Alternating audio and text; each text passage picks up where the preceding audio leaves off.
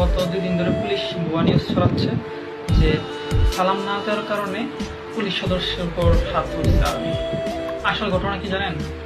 যখন June commander যাইতেছিল মানে বান্দরবনে যারা বন্যায় ক্ষতিগ্রস্ত হয়েছে তাদের ত্রাণ দেওয়ার জন্য, এইগুলো দেখে মানে পুলিশ 3 জন সদস্য বাজারে বসেছিল, তারা নাকি তাচ্ছিল্য করতেছে যে মির্জাফর তারা বেঈমান, তারা মানুষদের সরকারের সাথে বেমানি করছে, এখন মানুষদের যাইতে হেল্প করার জন্য।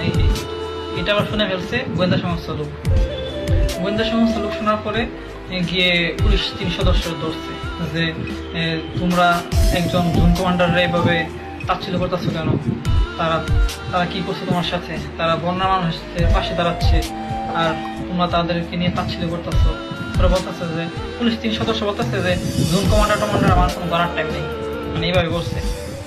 পরে আবার গোয়েন্দা সংস্থা লোক বলতেছে যে তোমরা তো সম্মান করোই না, আবার তাচ্ছিল্য করতেছো। এটা নিয়ে তাদের মধ্যে আবার হাতাহাতি হয়েছে।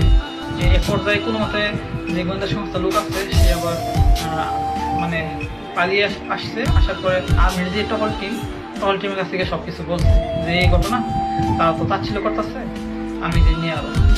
পরে আর্মি টহল টিম গেছে, যাওয়ার পরে যে 3 জন পুলিশ সদস্য ছিল কনস্টেবল, তাদেরকে ধরছে যে কি ঘটনা কি হয়েছে।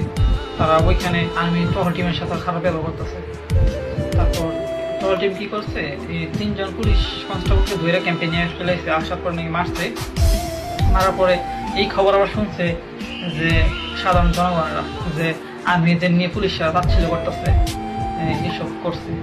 এবার সাধারণ জনগণ ক্ষিপ্পা পুলিশ স্টেশন ঘেরাও দিয়ে আগুন ধরাই দিয়েছে।